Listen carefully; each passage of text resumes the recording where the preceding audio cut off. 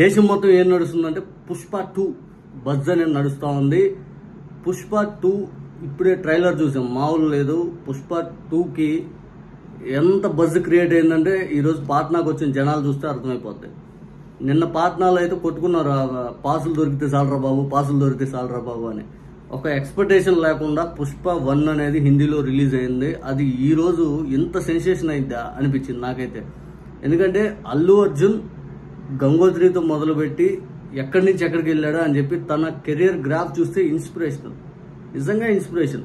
గంగోత్రి తర్వాత ఆర్య, ఆ తర్వాత ఒక్కొక్క మెట్టు ఎక్కుకుంటూ నిదానంగా తన కెరియర్ గ్రాఫ్ అనేది ఈరోజు ఇండియాలోనే పెద్ద సూపర్ స్టార్గా నిలిచాడు.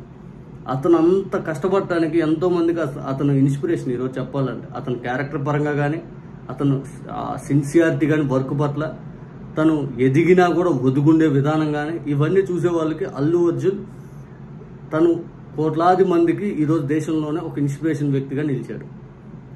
ఒక రకంగా ఈ పుష్ప 2 ట్రైలర్ చూశాక ఒక డైలాగ్ బాగా నచ్చింది నాకు. ఏంటంటే అది పుష్ప అంటే నేషనల్ అనుకున్నాం, ఇంటర్నేషనల్ అయ్యింది అని చెప్పి అదొకటి. తర్వాత పుష్ప అంటే ఫైర్ అనుకున్నావా, కాదు, పుష్ప అంటే వైల్డ్ ఫైర్ అయ్యింది అంటాడు, అదొకటి.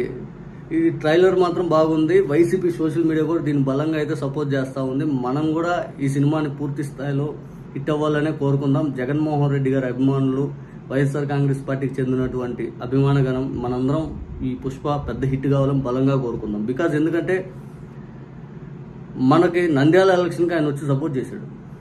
ఈరోజు మెగా ఫ్యామిలీ ఆయన తీసి దూరం పెట్టేలా తయారైపోయింది. కానీ వాళ్ళు కలవచ్చు, బికాజ్ ఫ్యామిలీ మెంబర్స్ కాబట్టి. కానీ మనకు ఆయన సపోర్ట్ చేశాడని చెప్పి ఈ సినిమాని చూడండి అనే కంటే కూడా మనకి సినిమా ఇండస్ట్రీ తరఫున మన పార్టీని పూర్తి స్థాయిలో ఎంత ఇబ్బంది పెట్టాలో అంత ఇబ్బంది పెట్టారు. ఎన్నెన్ని మాటలు జగన్మోహన్ రెడ్డి గారిని అన్నాడు మనందరం చూసాం ప్రతి ఒక్కరు. కానీ అల్లు అర్జున్ ఫ్యామిలీ కానీ, అల్లు అర్జున్ కానీ ఒక్క మాట అనలేదు గౌరవంగా. ఇంకా ఆయన విశాఖపట్నంలో ఎన్ని కోట్లు పెట్టుబడి పెట్టి ఏదో మాల్స్ ఏదో కట్టుకుంటా అన్నాడు, సినిమా స్టూడియో ఏదో కట్టుకుంటా అన్నాడు. ఆ గవర్నమెంట్ అనేది మనది రాకపోవడం, మళ్ళీ వెంటనే ఈ టీడీపీ గవర్నమెంట్ రావడం, వీళ్ళు మరి ఎంతవరకు దీన్ని ఆ ఫైల్ని ఎంతవరకు ముందుకు తీసుకెళ్తారో చూడాలి. బహుశా అల్లు అర్జున్ గారు అయితే విశాఖపట్నంలో పెట్టుబడులు పెట్టడానికి సిద్ధంగా ఉన్నాడని చెప్పి అప్పుడు వార్తలు కూడా వచ్చినాయి. ఇంకోటి, ఈ పుష్ప అనేది పెద్ద హిట్ అయ్యి నేషనల్ లెవెల్లో లేకపోతే ఇంటర్నేషనల్ లెవెల్లో అల్లు అర్జున్ స్టార్డమ్ అది ఇంకా 10 రెట్లు పెరగాలని మనస్ఫూర్తిగా కోరుకున్నాం. ఆల్రెడీ తన యాంబిషన్ నేషనల్ అవార్డు తెచ్చుకున్నాడు. దీన్ని ఏమైనా నెక్స్ట్ లెవెల్కి ఏమైనా తీసుకెళ్లే అవకాశం ఉంటుందని చూడాలి. పుష్పకి మనందరం ఆల్ ది బెస్ట్ అయితే చెప్పాలి. పుష్ప 2కి, పుష్ప 1 పెద్ద హిట్ అయింది కదా, పుష్ప 2కి